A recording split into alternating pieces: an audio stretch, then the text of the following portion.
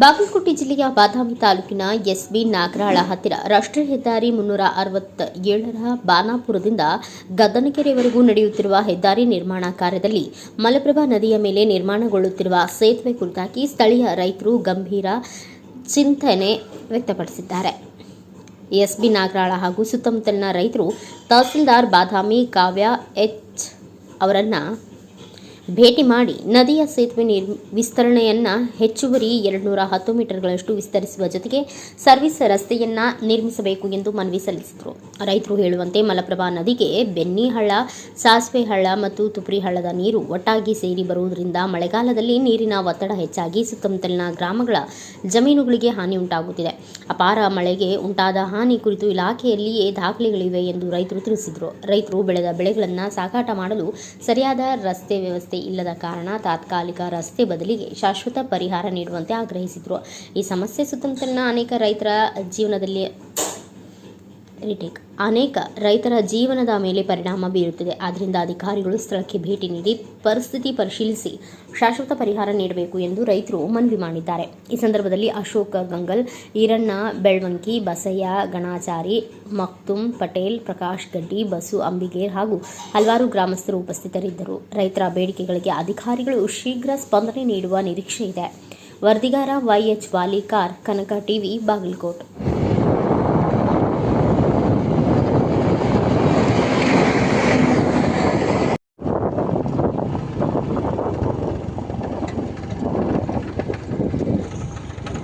ಅತ್ಲಾಗ ಬರ್ರಿ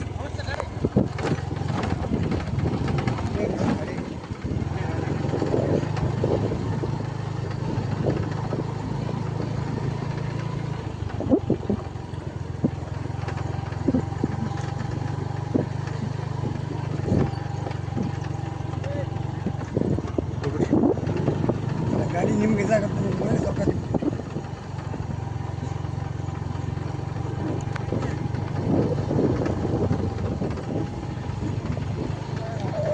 ಹೆಸರು ಸರ್. ಇಲ್ಲಿ ಈ ಪ್ರಾಜೆಕ್ಟ್ ವಿಷಯದೊಳಗೆ ಈಗೇನ ಬಾಣಾಪುರ ಟು ಗದ್ದನಕೆರೆ ರಸ್ತೆ ಈ ಯೋಜನೆಯಿಂದ ಆಗುವಂಥದ್ದು ಒಂದು ನಷ್ಟತೆ, ರೈತರಿಗೆ ಆಗುವಂಥ ನಷ್ಟತೆ ಯಾವ ರೀತಿ ಅನ್ನೋದು ತಮ್ಮ ವಿಚಾರದಲ್ಲಿ? ಸರ್, ನಮಗೆ ಮೊದಲು ಇಲ್ಲಿ ಬಂದು ಬಾಣಾಪುರ ಟು ಗದ್ದನಕೆರೆ ರಸ್ತೆ ಪ್ರಾರಂಭ ಮಾಡ್ತಾರೆ ಸರ್. ಅವರು ಈ ರೋಡು 6 ಫೂಟ್ ಎತ್ತರ ಆಕೈತಿ.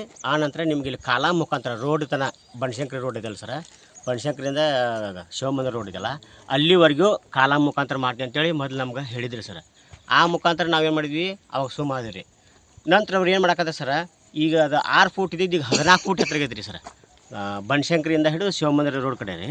ಅದನ್ನಲ್ದ ಮತ್ತೊಳ್ಳಿ ಇಲ್ಲಿ ಈಗ ಅವರು ಕಾಲಮ್ ಮಾಡೋದಿಲ್ಲ, ಮಣ್ಣು ಹಾಕಿ ತಡೆಗೋಡೆ ಮಾಡ್ತೀನಿ ಅಂತ ಹೇಳಿ ನಮ್ಮ ರೈತರಿಗೆ ಸರಿಯಾದ ಮೊದಲ ಮಾರ್ಗದರ್ಶನ ಸರಿಯಾಗಿ ಕೊಟ್ಟಿದ್ರಿ ರೀ, ತಪ್ಪು ತಿಳ್ಕೊಟ್ಟಾರೆ.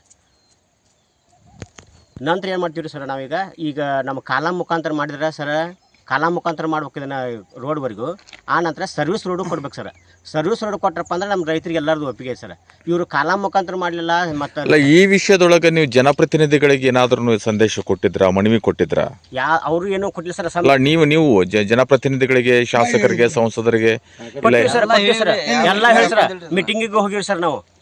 ಅದಕ್ಕೆ ದಾಖಲೆ ಬೇಕು.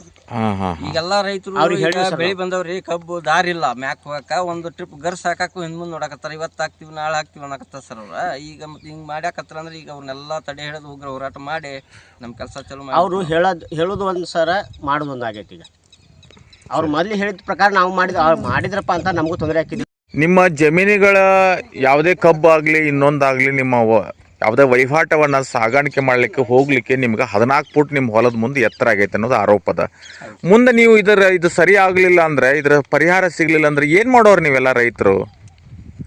ಏನು ಹೇಳ್ತೀರಿ? ಈ ರೀತಿ ನಿಮ್ಮ ಹೊಲದ ಮುಂದೆ 14-15 ಫೂಟ್ ರಸ್ತೆ ಆಗೈತೆ, ಸರ್ವಿಸ್ ರಸ್ತೆ ಇಲ್ಲ, ನಿಮ್ಮ ಜಮೀನುಗಳಿಗೆ ಹೋಗ್ಲಿಕ್ಕೆ ರಸ್ತೆ ಇಲ್ಲ.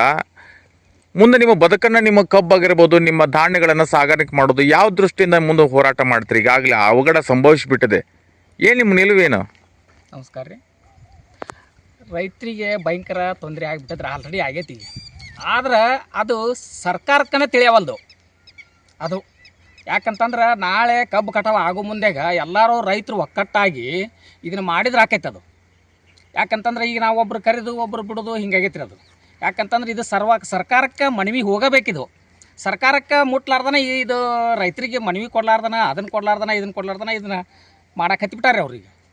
ಈಗ ರಸ್ತೆ ಅಂಕಾರ ಹೈಟ್ ಐತ್ರಿ. ರಸ್ತೆ ನಮಗೆ ಹೇಳಿದ್ದು 6 ಫೂಟ್ ರೀ. ರಸ್ತೆ ಹೇಳಿದ್ದು 6 ಫೂಟ್ ರೀ. ಅದು ಆದದ್ದು 14ರಿಂದ 15, ಒಂದ್ ಕಡೆ 20 ಫೂಟ್ ಐತಿ, ಒಂದ್ ಕಡೆ 14 ಫೂಟ್ ಐತಿ, ಒಂದ್ ಕಡೆ 15 ಫೂಟ್ ಐತಿ, ಒಂದ್ ಕಡೆ 25 ಫೂಟ್ ಐತಿ ರಸ್ತೆ ಇದು. ಇದನ್ನ ಐತ್ರಿ. ಇದನ್ನ ಯಾರಿಗೆ ರೈತರಿಗೆ ಮನವರಿಕೆನ ಹೇಳಿಲ್ರಿ, ಅವರು ಕೊಟ್ಟಿನೂ ಇಲ್ಲ. ತಪ್ಪು ತಿಳುವಳಿಕೆ ಕೊಟ್ಬಿಟ್ಟಾರ ರೈತರಿಗೆ. ಸಾರ್ವಜನಿಕ ಗ್ರಾಮ ಸಭಾ ಮಾಡೋದಿಲ್ಲ, ಏನು ಮಾಡಿಲ್ರಿ ಅವರು. ಇದು ನೋಟಿಸ್ ಕೊಟ್ಟಿಲ್ಲ ಅವರು, ಏನು ಕೊಟ್ಟಿಲ್ರಿ ಅವರು. ಸರ್ ಒಂದೊಮ್ಮೆ ಅದು ಅವ್ರು ಈ ಹೈಟಿಗೆ ಹಾಕ್ತೀನಿ ನಿಂದಿದ್ರೆ ವಿಶೇಷ ನಮ್ಮ ರೈತರು ಯಾರು ಜಮೀನು ಕೊಡ್ತಿದ್ದಿಲ್ಲ. ಇದು 1ನೇ ಪಾಯಿಂಟ್ ರೀ. ಅವ್ರು ಇದನ್ನ ಮೊದಲೇ ನಮ್ಮನ್ನ ಹಾದಿ ತಪ್ಪಾರ ಸರ್. ಇದು ಅವ್ರು ಮಾಡಿದ್ದ ತಪ್ಪೈತಿ ಸರ್. ಫಸ್ಟ್ ಅವ್ರು ಇಲ್ಲಿ ಯೋಜನೆ ತಂದು ಅಂದ್ರೆ ನಿಮ್ಗೆ ಈ ವಿಚಾರ ಈ ಪ್ಲಾನ್ ಐತಂದ್ರೆ ನೀವು ಯಾರು ಜಮೀನ ಕೊಡ್ತೀರಿ? ಸಾಧ್ಯನೇ ಇಲ್ರಿ, ಕೊಡಕ್ ಆಗುದಿಲ್ಲ ಇಲ್ರಿ ಸರ್. ಅದು ಶಿವಮಂದಿರ ಕೂಡ ಐತಿಲ್ಲ, ಅಷ್ಟೇ ಬಿಡ್ತೀವಿ ಸರ್. ಇದನ್ನ ಮಾತ್ರ ಕೊಡೋದೇ ಇಲ್ರಿ ಅವ್ರಿಗೆ ಸರ. ಈಗ ಕೊಟ್ಟಿದ್ದು ಒಂದ್ ಕಡೆ ಹೋಲ್ ಸರ್, ಹೊಳ್ಳಿ ಉಳಿದಿದ್ದು ನಮ್ಮ ಭೂಮಿ ಹಾಳಾಗ ಹೋಗ್ತದೆ ಸರ್. ಅದಕ್ಕೆ ಈಗ ನಮಗ ಅದು ಭಾಳ ತೊಂದರೆ ಆಗ್ಬಿಟ್ಟದ ಸರ್. ಭೂಮಿ ಹಾಳಾಗಿ ಹೋಗಿದ್ದಲ್ರಿ, ಹೋಗೇ ಬಿಟ್ಟವ್ರಿ. ಆಲ್ರೆಡಿ 2 ವರ್ಷದೊಳಗ ಭೂಮಿ ಹಾಳಾಗಿ ಹೋಗ್ಬಿಟ್ಟವ್ರಿ. ಈಗ ಆದ್ರ ಅದನ್ನ ಇದನ್ನ ಆಕ್ಚುಲಿ ಟಿವಿ ಒಳಗ ಎಲ್ಲದ್ರೊಳಗು ನ್ಯೂಸ್ 18 ಒಳಗ ಎಲ್ಲದ್ರೊಳಗು ಬಂತಂದ್ರ ರೈತರಿಗೆ ಆತು, ಸರ್ಕಾರಕ್ಕೆ ಸ್ವಲ್ಪ ಮನವಿ ಮುಟ್ಸಿದ್ರಂದ್ರ ಅವ್ರು ಸರ್ಕಾರದವ್ರು ಎಚ್ಚೆತ್ಕೊಳ್ತಾರ. ಸರಿ ಸರ್, ನಮ್ಗ ಹೋದ ಭೂಮಿಕ್ಕಿಂತ ಸರ ಇದ್ದ ಭೂಮಿನ ಹಾಳಾಗತೈತಿ. ಗೌರ್ಮೆಂಟ್ ತಗೊಂಡ್ರ ಸರ ಆ ಭೂಮಿ ಹೋಗಿದ್ದು ಆತ್ರಿ, ಮತ್ತ ಇದ್ದ ಭೂಮಿನೂ ಲಾಸ್ ಆಗತೈತ್ರಿ ನಮಗ. ಅದೊಂದಿಷ್ಟು ಭೂಮಿ ತಗೊಂಡ್ಬಿಟ್ರೆ ನಾವ್ ಯಾಕಡೆ ಮತ್ತೊಂದ್ ಕಡೆ ನಾವು ಶಿಫ್ಟ್ ಹಾಕಿವಿ. ಅಲ್ರಿ, ಒಂದು ಭೂಮಿಯಾಗ 4 ತುಂಡು ಮಾಡಿರಪ್ಪ ಅಂತಂದ್ರ 3 ಮೂಲ್ ಬಂದವ್ರಿ. ಅದ್ರಾಗ ಹೆಂಗ್ ಬೆಳ್ಕೊಳಕ್ ಆಗತ್ರಿ?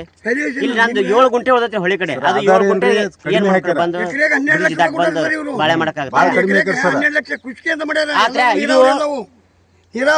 ಅತಿ ಕಡಿಮೆ ನಮ್ಗೆ ವ್ಯಾಲ್ಯೂಷನ್ ಮಾಡ್ರಿ ಸರ್. ಎಲ್ಲಕ್ಕಿಂತ ಮೋಟ್ರಾ ಇದ್ದ ನೀರಾವರಿ ಹೊಲ್ಕೊಂಡು ಬರೀ ಕೃಷಿಗೆ ಅಂತ ಮಾಡ್ಯಾರ. ಒಂದು ಎಕರೆಗೆ ಸಾಧಾರಣ 6ರಿಂದ 8 ಲಕ್ಷ ರೂಪಾಯಿ ಮಾತು ಕೊಟ್ರೆ ಇಲ್ಲೆಲ್ಲ 25ರಿಂದ 30 ಲಕ್ಷ ರೂಪಾಯಿ ನೀರಾವರಿ ಬೆಲೆ ಹಾಕಿಲ್ರಿ ಅವರು. ಬೆಳಿ ಪರಿಹಾರನು ಹಾಕಿಲ್ರಿ. ಒಬ್ರಿಗೆ 1 ಹೊಲಕ್ಕೆ ಹಾಕಿದ್ರು 1 ಹೊಲಕ್ಕೆ ಹಾಕೇ ಇಲ್ಲ ಸರ್. ಅವರು ತಡೆಗೋಡೆ ಕಟ್ಕೊಲ್ಲಿ ಏನಾರು ಕಟ್ಕೊಲ್ಲಿ ಸರ್. ಈಗೇನು ರೋಡ್ ಹೈಟ್ ಮಾಡ್ಯಾರಲ್ಲ ಸರ್, ನಮ್ಗೆ ಅವಶ್ಯಕತೆ ಇಲ್ಲ. ಅದು 2 ಫೂಟ್ ಮಾಡಿಬಿಟ್ಟು ಇವ್ರು ತಡೆಗೋಡೆ ಕಟ್ಕೊಲ್ಲಿ ಏನು ತೊಂದರೆ ಇಲ್ಲ. ಸರಿ ಅದೇನೈತಿ ಬೇಕೇ ಬೇಕು, ಬೇಕೇ ಬೇಕು. ರೈತರಿಗೆ ಅನ್ಯಾಯ ಮಾಡಿದ ಸರ್ಕಾರಕ್ಕೆ, ರೈತರಿಗೆ ಅನ್ಯಾಯ ಮಾಡಿದ ಸರ್ಕಾರಕ್ಕೆ. Sir, Ashok Gangal ನಾಯಗಳ S P ಗ್ರಾಮದ ರೈತರು ನಾವು. ನಮ್ದು ಏನಪ್ಪಾ ಅಂದ್ರೆ ಬೇಡಿಕೆ ಅಂತಂದ್ರ 2023 ಡಿಸೆಂಬರ್ಗೆ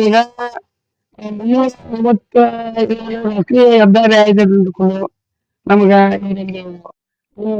ರಾಷ್ಟ್ರೀಯ ಹೆದ್ದಾರಿಗೆ ನಿಮ್ ಭೂಮಿ ತಗೊಂಡು ಅಂದ್ಕೊಂಡು ಒಂದು ನಿಧಿ ಕೊಡಕ್ ಹೋದ್ರು.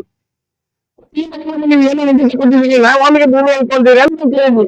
ಇಲ್ಲ, ನಾವು ಪೇಪರ್ ನೋಡಬೇಕಾಗಿತ್ತು, ನಿಮ್ಗೆ ತಪ್ಪು ನೋಡಿಲ್ಲ ಅಂತಂದು. ನಾನು ಅವಾಗ ಏನಂದ್ರೆ ನಾವು ಎಲ್ಲರೂ ಜನ ಓದುವಂತ ಪತ್ರಿಕೆ ಕೊಟ್ಟಿದ್ರು, ನಮ್ಗೆ ಗೊತ್ತಾಕಿದ್ರಿ. ಅವ್ರು ನೋಡಿಲ್ಲ, ನೀವು ತಪ್ಪು ಅಂದ್ಕೊಂಡು ನಾವು ಪ್ರೊಟೆಸ್ಟ್ ಮಾಡಿದ್ವಿ. ಪ್ರೊಟೆಸ್ಟ್ ಮಾಡಿದಾಗ ಅವ್ರೇನಂದ್ರೆ ಇಲ್ಲ, ಇದು ರಾಷ್ಟ್ರೀಯ ಒಂದು ಹಿತಾಸಕ್ತಿ ಇರ್ತದೆ, ಅದಕ್ಕೆ ನೀವು ತಕರಾರು ಮಾಡಬೇಡಿ ಅಂದ್ರು. ನಾವು ಏನ್ ತಿಳ್ಕೊಂಡ್ವಿ ಅಂತಂದ್ರ ನಮ್ಗೆ ಏನ್ ಹೇಳಿದ್ರೆ ಅಂದ್ರೆ ಇದು ರೊಕ್ಕ ಅವ್ರಿಗೆ 3ರಿಂದ 4 ಫೂಟ್ ಹೈಟ್ ಆಕತಿ, ನಿಮ್ಗೆ ಏನೂ ತೊಂದರೆ ಆಗೋದಿಲ್ಲ. ಆಮೇಲೆ ನಿಮ್ಮ ಪ್ರತಿಯೊಬ್ಬ ರೈತರಿಗೂ ನಾವು ರಸ್ತೆ ಮಾಡ್ಕೊಳ್ತೀವಿ ಅಂದ್ಕೊಂಡು ರೈತರಿಗೆ ಒಬ್ಬೊಬ್ಬರನ್ನ ಕರೆಸ್ತಾರೆ ಅಂದ್ಕೊಂಡು ನಾವು ನೋಟಿಫಿಕೇಶನ್ ಸಹಿ ಮಾಡಿ ತಗೊಂಡು ಈಗ ಕೊಟ್ಟಿವ್ರಿ. ಈಗ ಕಂಪನಿ ಚಾಲೂ ಮಾಡಿದ್ರು ಅಂತಂದ್ರೆ ಏನು, ನಮ್ಮ ಮತ್ತು ಹಿರೇಗಂತ 2 ಗ್ರಾಮ ಇರೋದು. ಮತ್ತು ಹಿರೇಗಂತ 2 ಗ್ರಾಮಗಳು. 2 ಗ್ರಾಮಗಳ ಮಧ್ಯೆ ಒಂದು ಮಲಪ್ರಭಾ ನದಿ ಬರುತ್ತೆ. ಆ ಮಲಪ್ರಭಾ ನದಿ ಹೆಂಗ್ ಬರುತ್ತಪ್ಪ ಅಂದ್ರೆ ನೆರೆಹಾವಳಿ ಅಂತಂದ್ರ ಅವರ ಹರಿವಿನ ಪ್ರಮಾಣ ಒಂದು ಸುಮಾರಾಗಿ 1 ಕಿಲೋಮೀಟರ್ ಇರುತ್ತೆ. ಮತ್ತು ಅದರ ಒಳ ಹರಿವಿನ ಪ್ರಮಾಣ ದಾಖಲ 500ರಿಂದ 600 ಫೂಟ್ ಮಾತ್ರ ಐತಿ ಒಳ ನದಿ. ನದಿ ನೀರು ಹರಿವಾಗ 500ರಿಂದ 600 ಫೂಟ್ ಬ್ರಿಡ್ಜ್ ಕಟ್ಟಕತ್ತಾರೆ. ಈಗ ಬ್ರಿಡ್ಜ್ ಕಟ್ಟಿಗೆಲ್ಲ ಉಳಿದ ರಸ್ತೆ ಮಣ್ಣು ಹಾಕಿದ್ರೆ ತಡೆಗೋಡೆ ನಿರ್ಮಿಸಾಕತ್ತಾರೆ.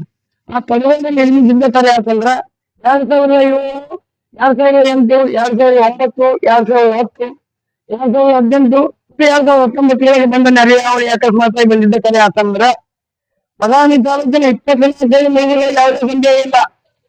ಆಮೇಲೆ ನಮ್ಮ ಬದಾಮಿ ತಾಲೂಕಿನ ಜೊತೆ ಆ ಕಡೆ ಬಲಗಂಟೊಳಗ ತಾಲೂಕಿನ 15ರಿಂದ 25 ಮೈಲಿಗೆ ಯಾವುದೇ ಸಂದೇಹ ಇಲ್ಲ. ಅದಕ್ಕೆ ನಮ್ಗೆ ಏನ್ ಪರಿಚಯ ಮಾಡಿದಪ್ಪ ಅಂದ್ರೆ ಅವಾಗ ಈ ಪೂರ್ಣ ನದಿಯೊಳಗೆ ನೀವು ಬ್ರಿಡ್ಜ್ ಕಟ್ಟಕತ್ತಿಲ್ಲ, ಆ ಬ್ರಿಡ್ಜ್ ಆಗಿನ ಒಂದು 2 ಮನೆ ಹೋಗು ಈ ಹೋಗಿ ನೀವು ವಿಸ್ತರಣೆ ಮಾಡಿದ್ರಿ ಅಂತಂದ್ರೆ 2 ಮನೆ ವಿಸ್ತರಣೆ ಮಾಡಿದ್ರೆ ನೀರು ಸರಿಯಾಗಿ ಹೋಗ್ತದೆ. ಆಮೇಲೆ ನೀವು ರಸ್ತೆ ನೋಡ್ತಿದ್ದೀರ ಅಂತ ಈಗ ಏನ್ ಮಾಡಿದ್ರಪ್ಪ ಅಂದ್ರೆ ರಸ್ತೆನ 3-4 ಫೂಟ್ ಐತದ, ಕೆಲವು ಕಡೆ 4 ಫೂಟ್ಲಿಂದ 20 ಫೂಟ್ ರಸ್ತೆ ಐತಿ, 25 ರಸ್ತೆ ಐತಿ. ಆ 25 ಫೂಟ್ ರಸ್ತೆ ಬಂದ್ರೆ ಈಗ ಒಬ್ಬೊಬ್ಬ ರೈತರು ಫುಲ್ ಆಗಿರ್ತಾರೆ.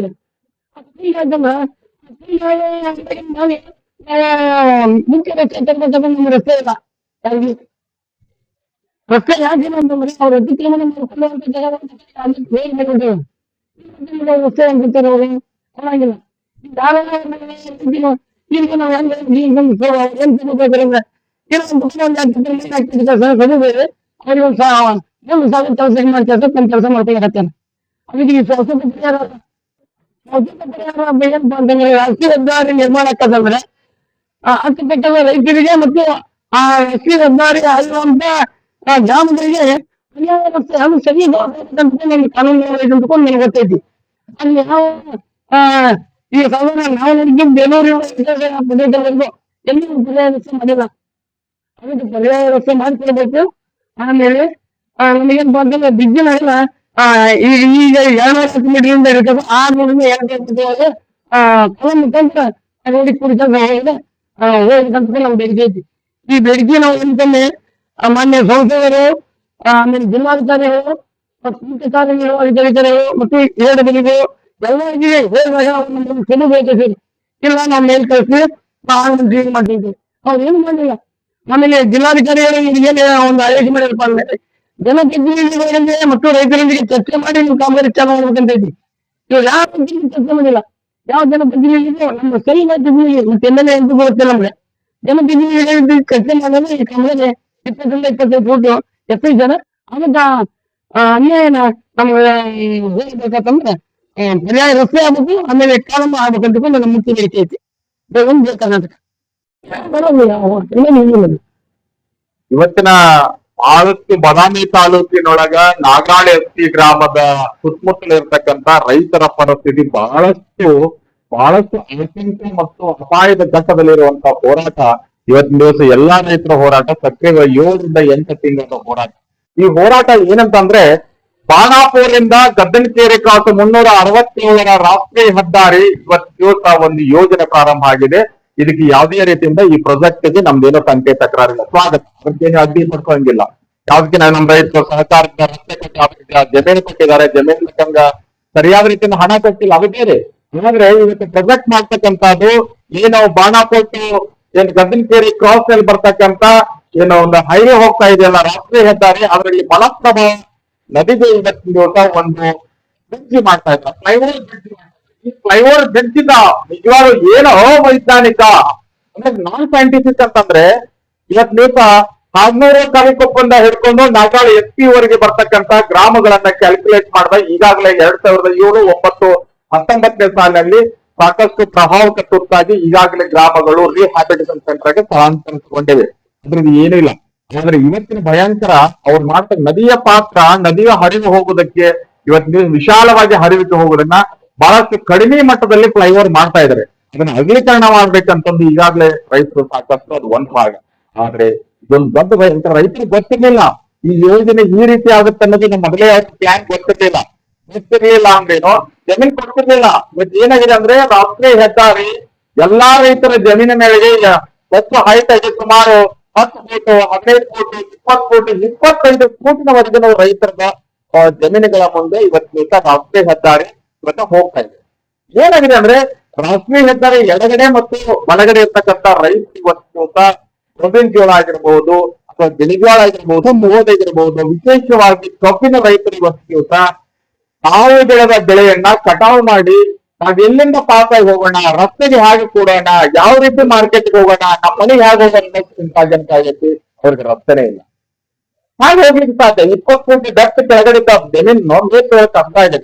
ಹೀಗಾಗಿ ಈ ಒಂದು ಎಲ್ಲಾ ರೈತರು ಕೂಡ್ಕೊಂಡು ಹೇಳೋದು ಅದಕ್ಕೆ ಸರ್ವಿಸ್ ರಸ್ತೆ ಅಂತ ಮಾಡ್ಬೇಕಾಗತ್ತೆ.